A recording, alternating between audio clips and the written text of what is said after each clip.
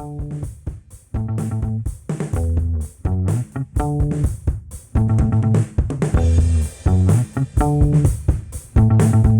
yourself.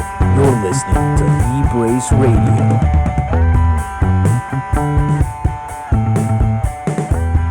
We now welcome on our third host, as we refer to him, Eric RDT. RDT, how you doing, man? Good. Just again, like I was telling you guys off camera, I'm watching the last televised Orioles spring training game. I'm getting all my baseball fix in now before opening day next week. So I'm pretty excited. So you got to tell the fans, what merch are you dropping? I've seen it on Twitter, but tell the fans what it is. The merch we had got taken down. We got a nice little cease and desist from MLB, which happens.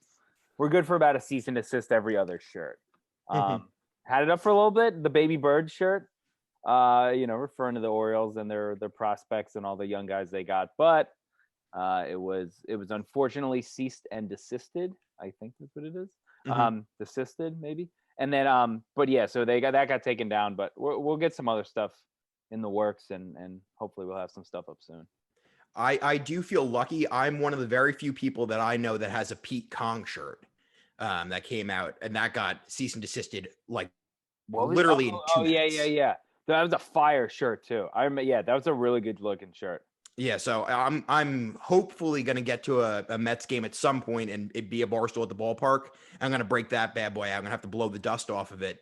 But hopefully I'll be like a hype beast or a Supreme guy walking around and stun on the people. Yeah, they're all collector's items. Like, you can tell, we normally know when we're going to get a shirt taken down. I think the record, I want to say it was a Cubs shirt. It got from the time it got posted into the store to the time that we got an email, it was 9 minutes. Wow. Hey, take this down. And it was 9 minutes. That's pretty quick. There was, I don't know how they get on it that quick, but it's pretty impressive.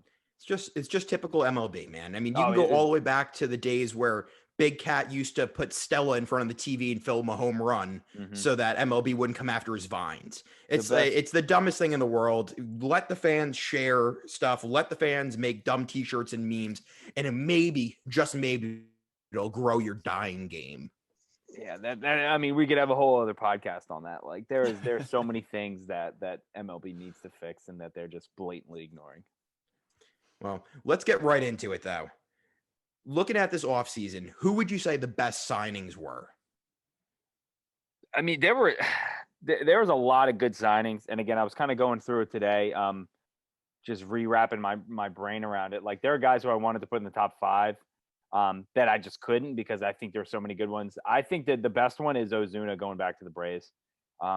People forget he led the NL in home runs last year. It was a question on the Dozens a couple weeks ago. And even Carabas couldn't remember because everyone would say oh, it was Tatis, or you're oh it was Acuna, or it was Juan Soto. Of course it was. And then you're no, it's Ozuna. I think he's a hell of a player. And again, just the fact that they got him back, he was kind of screwed with the DH not being back in the NL this year because that guy stinks in the field. Oh yeah, he's absolute liability. He legitimately should not be allowed to have a glove. They should take that from him at the airport when they arrive. But I mean, the guy's a hell of a hitter, and he's really improved the last couple of years. I've always liked him, liked watching him. But yeah, I think him going back to the Braves was the biggest one. I think the one, and an undercover one, is Liam Hendricks going to the White Sox. Talking with Dallas, he is just heartbroken that he left the A's. I mean, he loved him in that pen. I think he's going to be a weapon and a half. Those are kind of the guys that they don't get to shine. They're not the big sexy signings, but that is a legitimate piece added to your bullpen that can vault you from maybe they could win the division to that guy is going to help you close down games, win series, and win a division. So I think the Liam Hendricks one was big. Justin Turner going back to the Dodgers too. I thought that was kind of a no-brainer the whole time. Former Met and Oriole great. Yeah, exactly. He's had it all. I don't know. Ever since he just blossomed with the Dodgers, I feel like he was always just going to end his career as a Dodger, and now it seems it's going to be that way. I have Bauer too, just because when you can add a Cy Young Award winner and then you pencil him you pencil him in as your number 3, like that's probably pretty good. Jeez. Which is crazy. And say what you want about him. You don't have to like him. You don't have to like his antics, him closing his eyes, him. What about the other day, him saying that like when he gave up those home runs, I was just chucking it up there. He said, I didn't have anything, in mind, which is pretty funny. And then he, of course, he gets the 3 home runs hit off him. But say what you want about him. The guy who won the Cy Young last year pitched out of his mind and got that insane contract. And then I think my last one that I'll round out this list, I think Marcus Simeon to the Blue Jays is a damn good deal. Again, just seeing that team a lot, the Blue Jays, like they have all that young talent, but it's like they still kind of need one of those veterans who knows how to win, who's been to the playoffs, who can lead them. And I think he's that perfect guy. Same thing with George Springer there, which we'll probably get to in a minute. But Simeon's going to be a damn good player there, and he can move all around. And again, if Bichette needs a day off or Kevin Biggio needs a day off, they can slide him in there, and they'll get him in there somehow because that bat is really damn good. Yeah, he absolutely rakes. Yeah, so the guys, and again, that's another guy Dallas was heartbroken over that Oakland lost. Well, you're 0 for 1 so far because the number 1 move was James McCann. So let's just go ahead and sneaky underrated move. But okay, because I'll let it slide. I'm sure we'll talk about that in maybe the next question. Oh, maybe. Okay, just maybe. Okay, so on the flip side of that coin, give us your worst signings this year. The signings that made you scratch your head and go, "What the hell are you thinking?"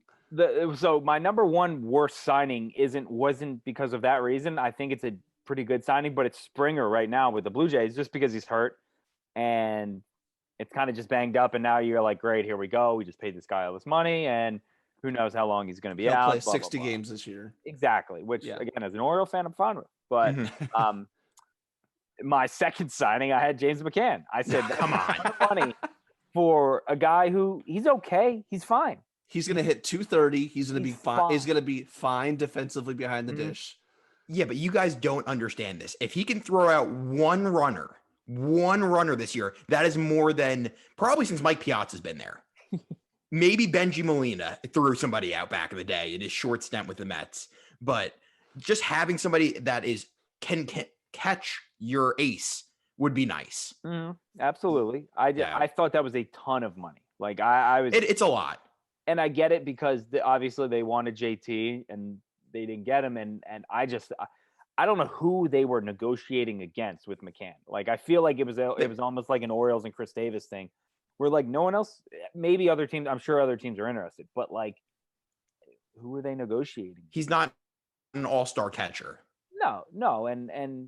But I mean, I don't know, with that team, you don't really need him to be. And again, JT would have been awesome, but you're going to pay $150 million for that or whatever. But I don't know. The McCann signing was, to me, was very, it was just strange to me because, again, I think he's a guy. I think he's fine.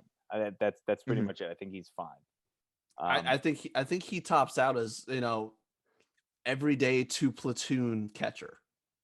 Yeah. And again, I mean, there aren't, and look around the league, there aren't many. There's JT and you got Adley, hopefully in a couple months. I mean, there's not many everyday catchers who you're like stud. That guy's a stud. And because again, it's just a position now. So again, maybe McCann, because he's maybe in that higher tier, that second tier, but he's higher up, then maybe he, you do pay him that much.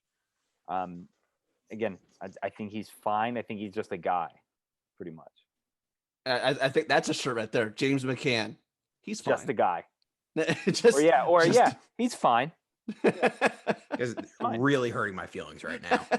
Really hurting my feelings. Call it how I see it. And then I got one that was a kind of, again, not a head scratcher when they signed him, but now it is because Kirby Yates, because he's done for the year. And obviously he was going to be a big piece of that bullpen up in Toronto, like we've already talked about. And now you kind of have to move everyone in the bullpen up a notch. And so that opens up another spot in the bullpen for a young guy or something like that. But it's a huge loss for him. He was awesome 2 years ago. I picked him in fantasy last year, hoping that he could, give me a bunch of saves. Got hurt then, and he just hasn't been healthy in the last 2 years. So obviously that sucks for them because you spend all this money on this new shiny toy, and now it's in the shop for a year. So That's rough for them. And again, just the money they spent, which is not obviously you're not going to get a return from that this year. Yeah, I feel like the Blue Jays were pretty aggressive this year because I feel like they feel like they have this young core with Biggio and Bichette, and I think they see this as a window. Yeah. And I mean, well, with the arbitration rules, how it works in baseball, you have Vlad Jr., Bichette, and Biggio. It's like your whole infield is basically good for the next, I don't know, 4 years or 3 years until they have to go to arbitration, pre-arbitration, and then you could sign them again for another year or two. So you might as well. It's basically the strategy of if you can get a good quarterback on his rookie deal, you can pay everyone else around him. That's how I looked at what the Blue Jays were doing. Yeah, I mean, again, it's and they've done it the right way. They draft a lot of these guys, and again, they put them through the farm system. You add a piece here, you make a trade here, and then again, it's like, all right, all these guys are clicking at the same time. I mean, and it doesn't help that all of their dads are, studs. So that having that in the bloodline definitely doesn't hurt. And as an Oriole fan, I used to hate those old Blue Jay teams. Like I hated Jose Bautista with every ounce of my being. And it's weird because if you ask Orioles fans, they hate Josh Donaldson. Hate him. I love Josh Donaldson. He was the only guy on the team that I could really stand. But those old school teams are so hateable. And these Kevin Pillar. Yeah, like I went to a game in Camden Yards and they played the Blue Jays, and we sat in center field, and Pillar had slid like in the bottom of the first, so he had a stain on his butt, and this guy was blackout drunk, like top of the second inning, and the entire game was leaning over the center field railing, just yelling, "Poopy Pants Pillar! Poopy Pants Pillar!" And not a bad name. But he didn't turn around at all. And we were like, dude, there's 11,000 people here. You hear him, like, acknowledge him, do something. Like, we were like, play into it or something like that. But I never liked him. And similarly, I went to a game, the O's and the Angels, and it was during Matt Harvey's stint with the Angels. Oh, okay. And Matt Harvey was on the bump, and he threw a fastball, and we couldn't have been more than 2 or 3 rows up from the third baseline. And top of my lungs stood up, said, "Next time, throw your purse." Hey, well, now he's hitting 97. And then someone got on first, and he and I don't know how I did it. I've never played baseball.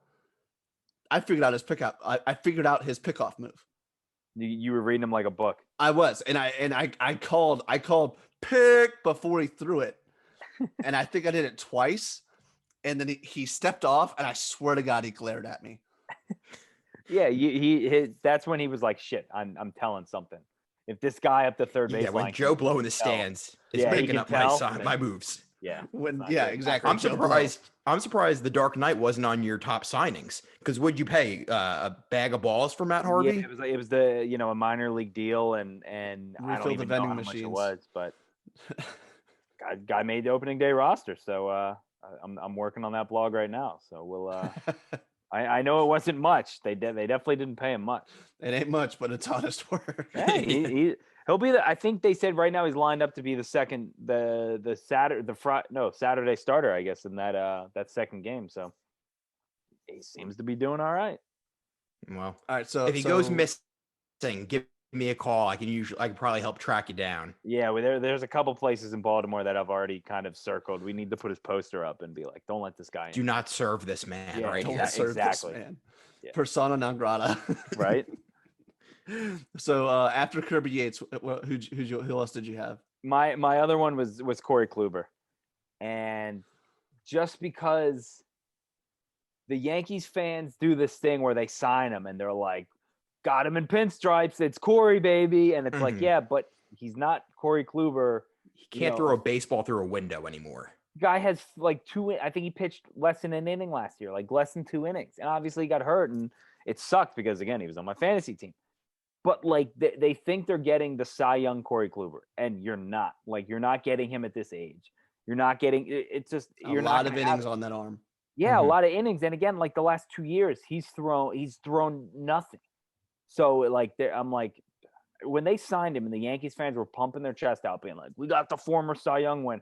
That's again being Kind of like That's the a Orioles Yankees being fan like, being a Yankees fan. we got the Dark Knight, baby. Here he is. We're running it back from 2015, and it's like, cool, like great. It's not going to be, same thing with King Felix. Like, you gotta temper your expectations because like the Yankees fans went into that expecting like Corey Kluber is going to be the Indian Cy Young Corey Kluber, and he's not. But like I think after his first start in spring training, he went like 2 innings, like 2 Ks or something like that, no hits, and they were like, we got him. This is it. He's starting opening day. Forget Garrett Cole. And then he's gotten rocked. I know his last start he didn't do well, and I think the start before that. And now it's like this is what you're getting with Corey Kluber. This is what you're getting, especially in a sandbox ballpark like you have up in the Bronx, like in the AL East where you got boppers. The weather's going to be warm. The ball's going to be flying out. Like, all right, have fun with that. Like when his breaking stuff isn't breaking and it's just going straight. All right, like Ryan Mountcastle's going to hit that 440 feet. So it's that was my last one. I think it was like $11 million. Again, to the Yankees, it's chump change. It's nothing. But yeah, that was my that was my last one just because it was more just the Yankee fans like hyping it up to they basically thought they were getting like Garrett Cole 2.0. So moving on, division winners. Your preseason division winners. You've had all spring to check out the spring rosters. Who are you liking? Who are you not liking? Give me the attic and the basement. So I mean I'll go winners right now. I still think the Yankees win the East. It's almost like Stanton can't stay. He just can't get hurt again. Can he? Like I'm sure he can. Can he? So you think? It's like the law of averages. Like I guess like statistically he has to be healthy at some point. And some it's like point in the 13 years. Yeah, you'd think. And then it's like, oh, when he gets healthy, he's gonna hit 45 home runs easy. And obviously Red Sox are down. Blue Jays are on the way up. I wouldn't say they're knocking on the door yet. I mean, they're a legit wild card contender, but I don't think they're not challenging the Yankees. The Rays do that dark magic every year. I mean, they traded Blake Snell this year, and now they'll probably get some other guy who's a stud down there on the farm. And they have the prospect that they have that just is. Oh yeah, well, they got Wander, they got Glass now, they got Meadows, they got all those guys, and they're a good team. But again, I think they're a tier down from what the Yankees are. Doesn't mean I'm not going to root for the Rays to win the division because I don't want the Yankees to. I just think the Yankees are the best team in the East. And Central, I'll still go White Sox, even with the Eloy news today of that was it a torn pec or torn? It's I thought it was something in his knee. I could be wrong. Where he's going no, to be possibly out 5 months. Yeah, because it was when he went to rob the home run, came up and did the like Vince Carter arm over the fence and kind of just hung there. Mm-hmm. And I thought it was his pec or something. It might be. I saw it while I was sitting at a red light, so I didn't read the article. Yeah, he's out 5 months. His left pectoral tendon. Yeah, that sounds rough. So I still think even with that, I think they're the best team. The Indians, they sent away pretty much everyone. Yeah, basically just Lindor to the Mets. And I'm sure they'll offload. And Carrasco.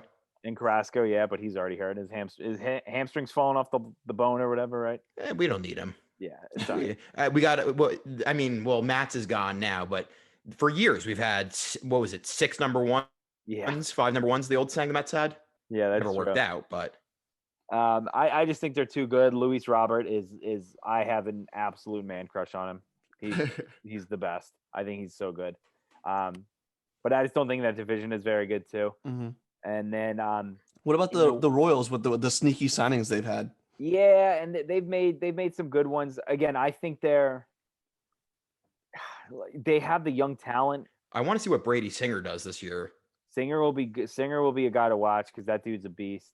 And they've got some more pitching prospects. Obviously, they got Bobby Witt, who was sent down, and there was talk of him breaking camp with the Royals, and I think it's probably smart that they kept him down. But guy hit another massive monster home run in their like extended camp or whatever it is today. I saw he's going to be a beast whenever he comes up. I think that's just a service time thing. they're a couple years away. I think they're almost like the Cubs were, in 2014 when you're like, all right, this is going to be a team to watch next year coming up. They're like the White Sox have been the last couple of years. But I do like the moves they've been making because they're showing that, hey, we want to win now. They know they have talent. And then the West, I'm gonna go Houston. I still think Houston's the best team. The Angels are always that what if team because they on pay like in MLB the Show they're awesome because they have the guys with the numbers and the names. Will Shohei stay healthy? Oh yeah.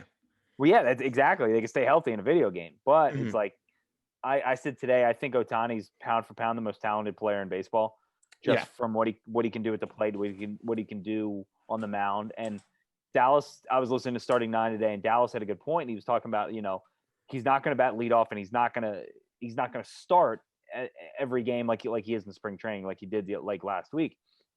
But he was like, if they can figure out some way to just to get him in there more, even if it's like a reliever and a DH role or something like that, kind of lessen the pressure off, take some off him.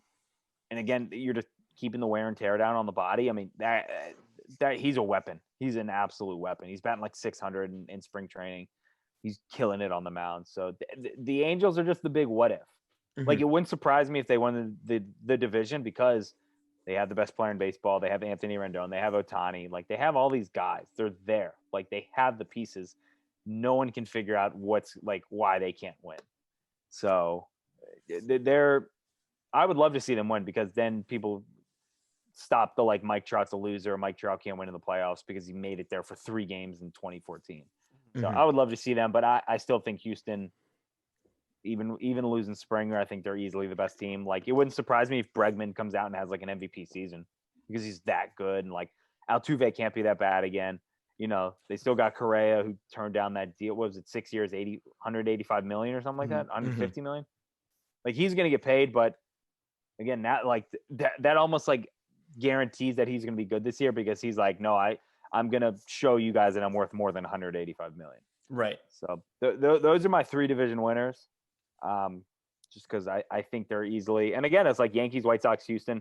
I think those are 3 of the top, 5-6 teams in the AL. I mean, I think they're it wouldn't surprise me if any one of those teams went and represented the AL in the World Series. And then if we want to go, we can go NL too. I got the Mets. I think the Mets. I think the Mets in the East. I think the Mets in the East.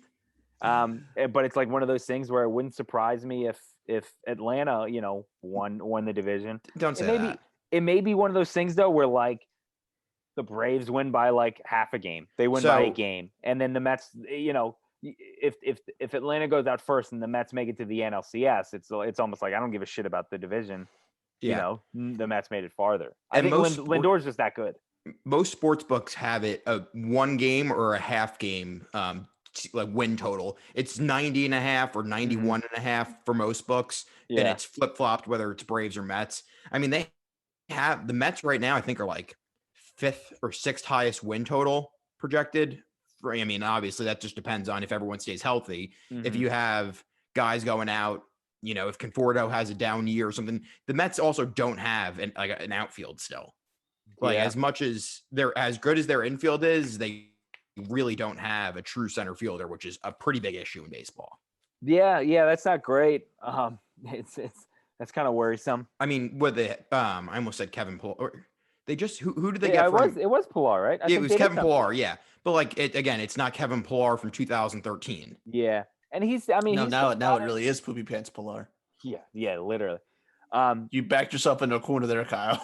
Hey, look, everyone shit their pants once or twice. Nick, out of anybody, you should sympathize with that. You shit your pants once a week. Fair. It happens. No, I mean, I think, and Pillar again, I think he's a good fielder. He's serviceable, but he's going to bat 215. Yeah, I was going to say anything you get with the bat is kind of just an added bonus. But yeah, like I said, if you would have told me, if you could fast forward to the end of the year and you're like, the Mets 192, the Braves 193, I'd be like, yeah, seems about right. If you flip flop it, I'd believe that too. I think the Nats are going to have a better year than they had last year because again, they're just too good to not perform. And I mean, I don't know how much adding John Lester helps, but their rotation's already stacked, and that's just another if they can stay if Strasburg can stay healthy, with his new He pop thing in his calf or whatever. calf, yeah, his left calf, I think they said. Super weird, but it's pretty par for the course, for him. Yeah, I feel like John Lester. I feel like John Lester's been in the bigs for 25 years. Yeah, he's been in the because he came up super young too. Yeah, he's like Jamie Moyer to me at this point. Yeah, he could play another 10 years too. I feel like just a soft toss and lefty. Like, yeah, I do have two notes about the Mets though. I think Betances is done. I think they need to cut him. I mean, I think I read a report he was like topping out at like 89 or 90. A couple. I signed him in the show league in 2022, and he's terrible. I'm trying to offload that contract right now in the show. So that's how I know he stinks. But I think Edwin Diaz is actually going to have a good year this year. He wasn't bad last year. I mean, he wasn't great. I don't think he'll ever get to where he was with Seattle again, but I think he's going to be a good closer again. Yeah, well, he may kill Frank the Tank if he is that bad again. I know, yeah. Frank the Tank has an injured knee right now. We can't have him, getting up in a fit of rage at any point. Yeah, for Ed lose Diaz, it just can't happen. So. Exactly. Ed Wynn is his name, and that's what's going to happen. True. Yeah, I mean, it's again, they've got a ton of talent, and I mean that's going to be like, I mean, you could almost have just like an MVP race in the NL East alone with like Acuna, Soto, Lindor. Like those are three just absolute studs.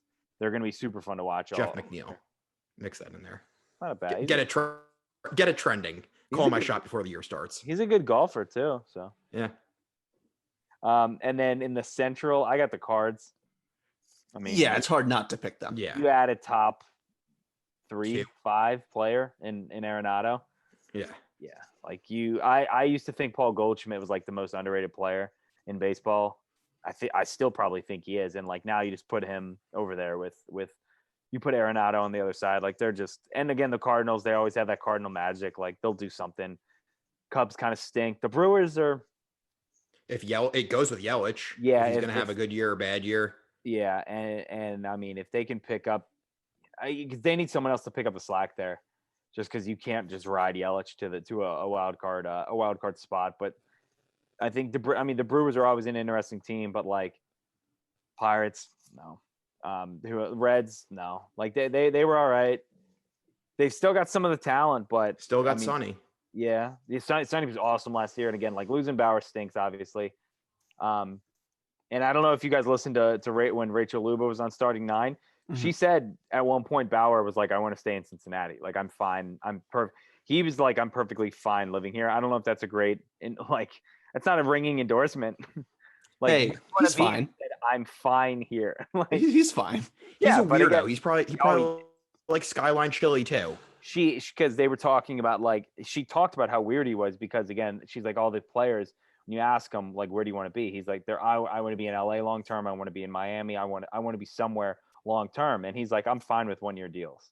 So it's like, yeah, that dude's a nutcase. Mm-hmm. Skyline's good. Don't disparage my Skyline. I haven't had it, but I wouldn't go that way.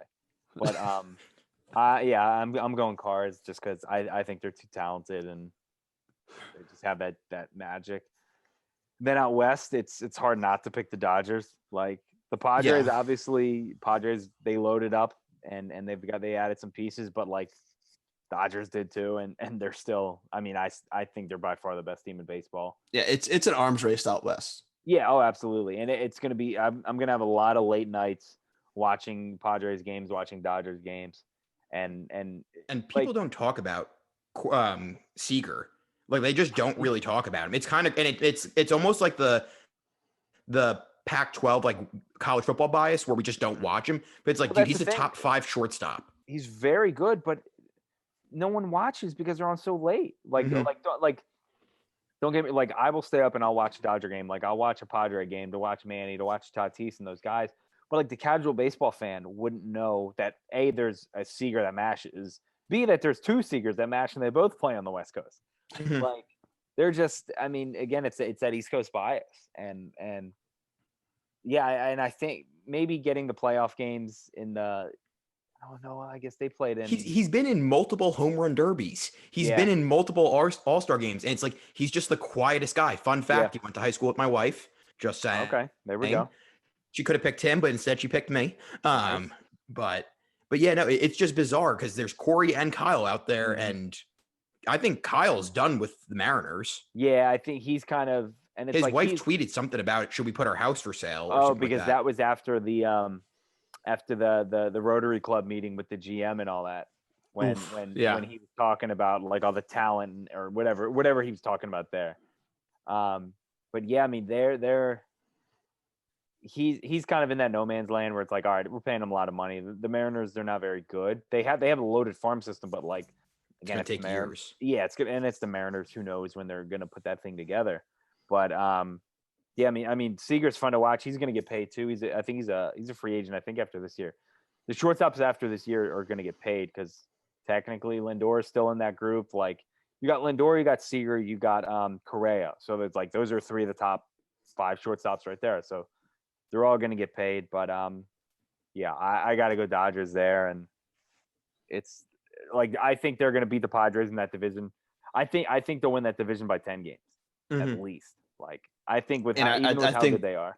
I think the Padres have a stranglehold on that first. Well, it's them or it's it's that or whoever's in the NL East. Yeah, and like it wouldn't surprise me if 2 months into the season you're like, well, the playoff teams are already set because again, like you said, they're gonna have one of those teams from the East, then you're gonna have one of the teams from the West. So it's like, well, all right, thanks everyone else for coming out. Like y'all can start selling early because you're not making a run and you're not getting into the wild card spot.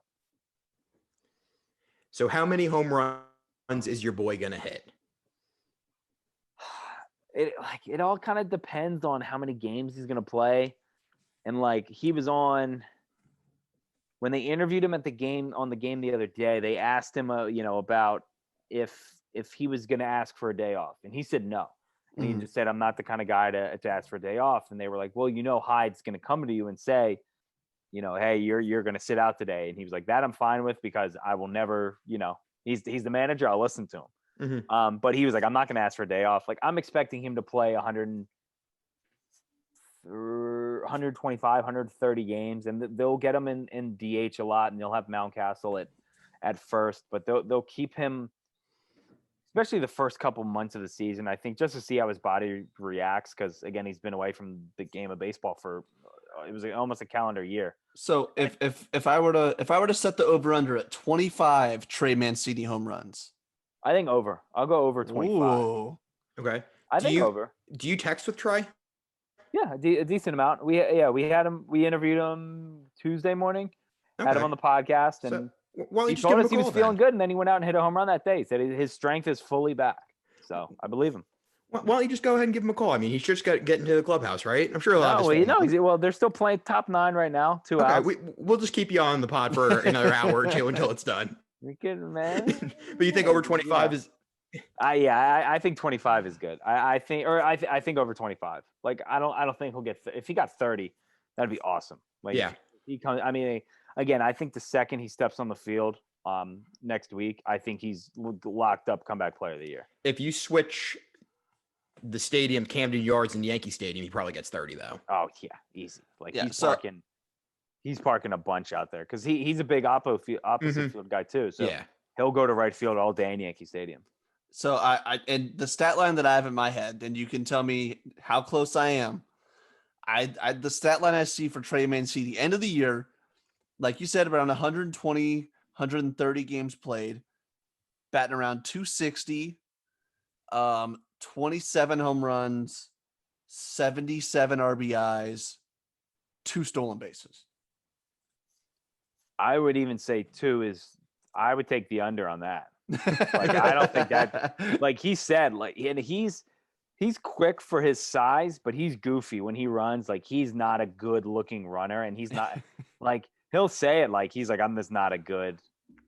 It's weird because like he's athletic, but he's not that athletic. Like if it's a stolen base, it's like a badly botched hit and run, and the catcher just kind of doesn't know what to do, and it's like holy shit, this guy's stealing. And he'll spike it or something. I don't know. I wouldn't. A borderline defensive indifference. Yeah, it's like, what do they rule that? Like, he had cancer last year. Let's give him a steal. Yeah, it's a stolen base all day. Yeah. So I don't know. I mean, the everything else I'd agree with. The 2 stolen bases is That may be a stretch. I think he has a better chance of hitting over 30 than he does having 2 stolen bases.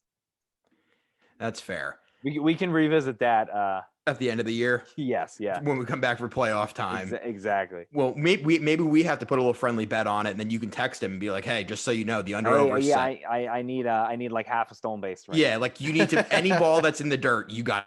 Yeah, I go, need, buddy. I need you to he's get just the most aggressive base runner in the MLB. Yeah, we'll see.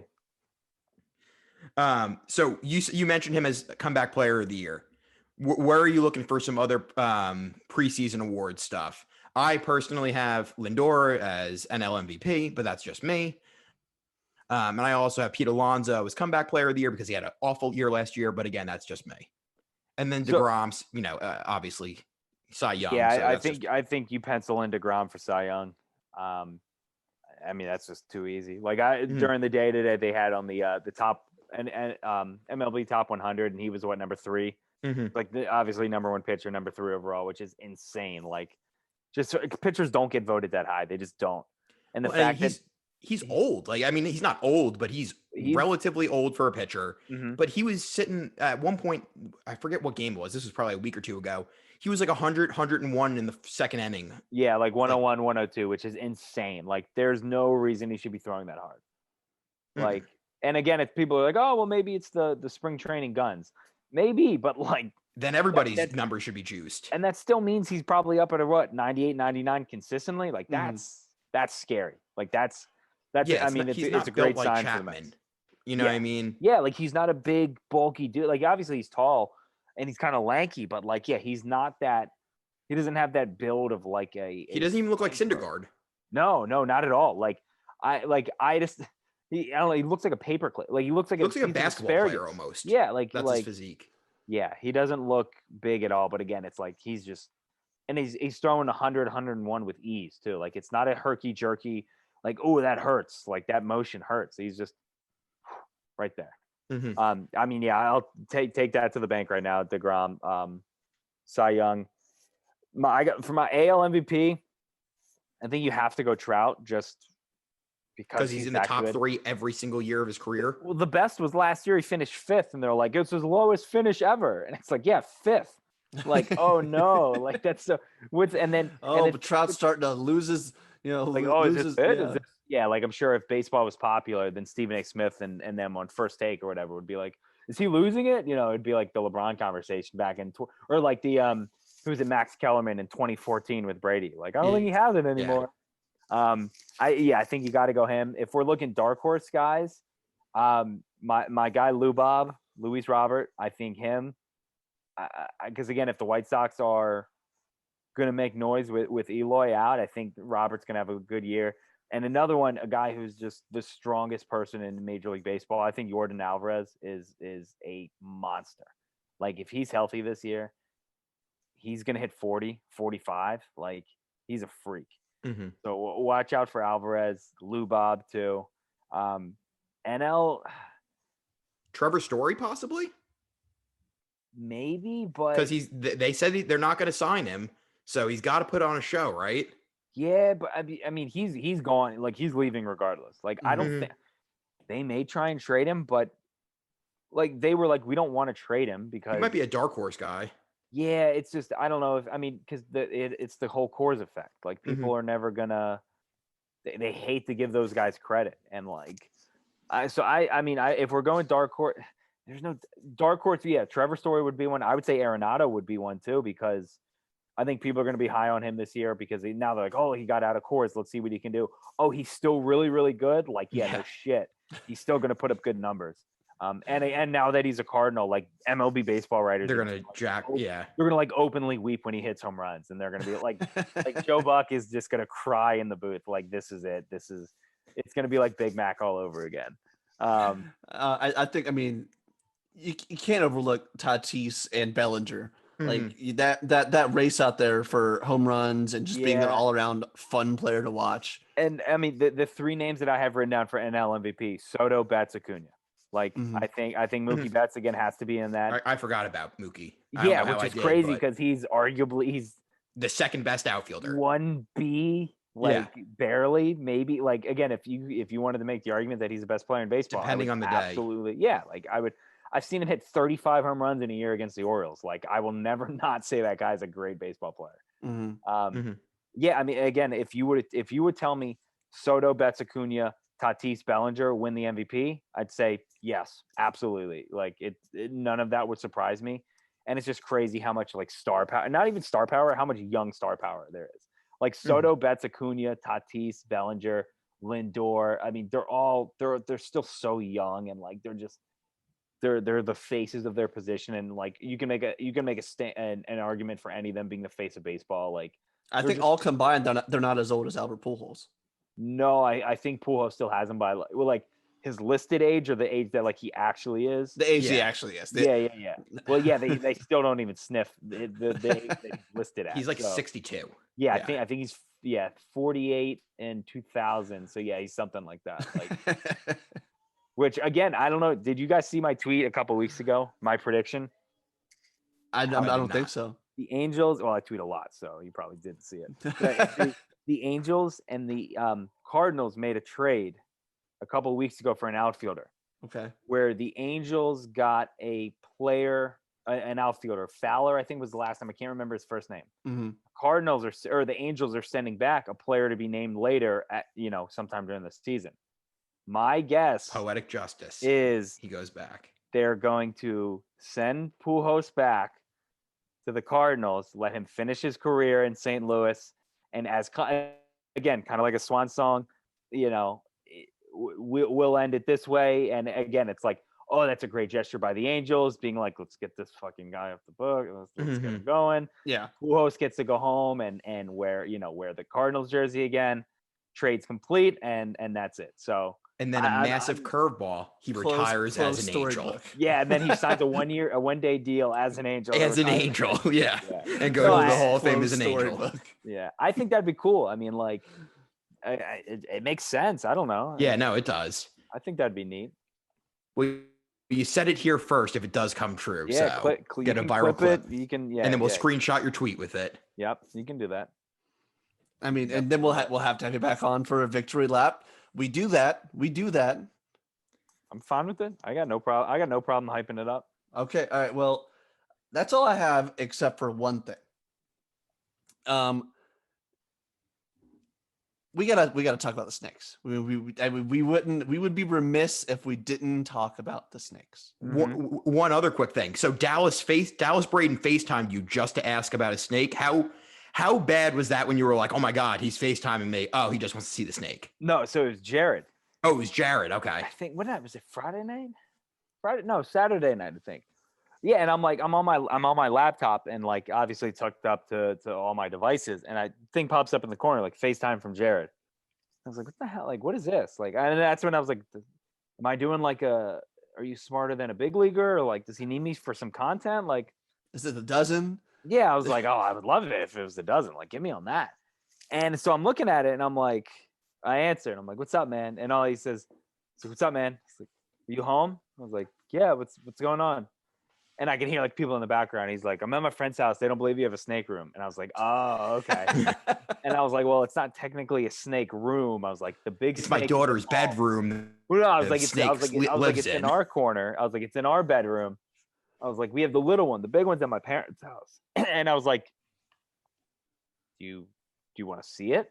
He's like, yeah, I want to see it. And like, I could hear people like laughing in the background. They were, yeah, show it. Like, all right, we'll go upstairs. So I like dug through the cage, found him, picked him up, was like, had him on my hand, and they were asking all types of questions, and I was just answering. It was like Jeff Corwin or Crocodile Hunter, and he's just like, I don't know, this is crazy. This is nuts. And like I have a group chat with him and some of the other guys who used to be at Barstool, and like they're Yankee fans, so they're coming down for a Yankees game. We're like, Jared, you could come down, and his response was, only if I can stay in the snake room.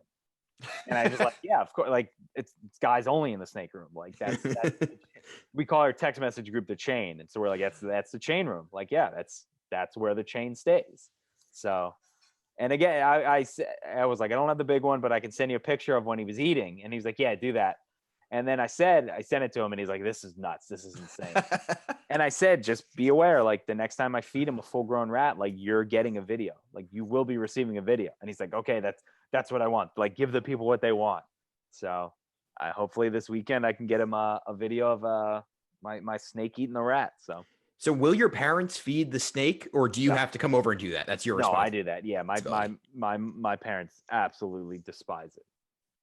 Like, do not want it. I just haven't moved it here, and the cage is so big. Like, it's a pain to move it. I'll move it. How big did you say the big one was? Like 4.5, 5 That's feet. too. You're just afraid that it's going to eat you. It's bigger than your dog. That's what it is. You're afraid of it. No, absolutely not. I have zero. Like, I just have to find a place to put it. I can't put it in the basement because the basement's too cold, and you got to keep the temperature up, and so put them in the same tank. No, they're two different snakes. You can't.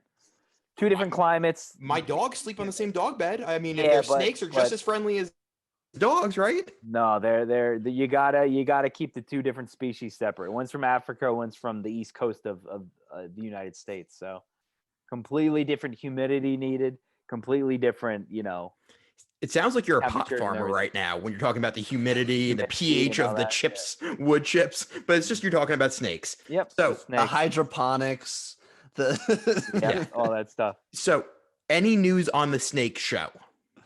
I haven't seen any updates. That's not good. My guess is they're COVID hit snake shows too. Actually, there's some of them that are open. The big one in Timonium, in right outside of Baltimore. I haven't seen anything on that, but there's one up in Bel Air that a buddy of mine went to and got a snake, and it's just, you can go and you can buy snakes from them. That's what you do. That's why you go. Like, this is incredible. You go to a car show, you're looking at cars to buy. You're taking pictures. Well, yeah, but you sit in it, you take a picture. Yeah, but you can also buy one there. Like these card shows, you go and you buy a card if you want. It's like an arts and crafts show. How long do snakes live? Are they like? Because isn't it like? Remember, like alligators don't just die of old age; they die of like a virus, or they get like wounded. Is that what a snake can live does? Like 80 years? No, snakes. Like the big snake that I have can live to be like 25, 30 years old. Like in the wild, they'll live like 25, 30 years. Like in captivity, they can live longer, obviously, because you can control the things around them and the temperature and their eating habit and all that stuff. And how old is it now? So I got him back in 2012. I don't know how old it was when I got it, but all I know is that I've had it for 9 years. Wow. So we're in for the long haul with this thing. I'm halfway vaccinated. I have received. As am I. I'm working on getting my vaccination. When we're all vaccinated and COVID safe and COVID guidelines, we're going to a snake show. I'm telling you, they're more prevalent than you would think. Like, I guarantee you, don't like that. Sometime in your life, you've driven by a building and there's been a snake show going on in there. And you don't know. There's a bunch of cars outside. You have no idea what it is. I feel like it's almost like a swingers thing. It's like snakes and swingers probably go hand in hand together. Maybe. Like, I'm sure at a lot of swinging events, there's a cage somewhere in the house, and you're like, yeah, that's what I'm saying. Like, if you polled the people in the snake show, and you're like, are you or are you not a swinger? It's like 40% are like, I'm down for that. Yeah. Like, do you have a fishbowl that has car keys in it? Yeah. They're like, yeah, I do. Now they would be like, it's not a fishbowl, it's a snake tank. Yeah, it's just a straight up snake cage. Yeah. Yeah, I think 40% is about right. One step closer. Right. All right. RDT, I got nothing left, man. Kyle, did you have anything else, man? Nah, man. Where can the people find you online?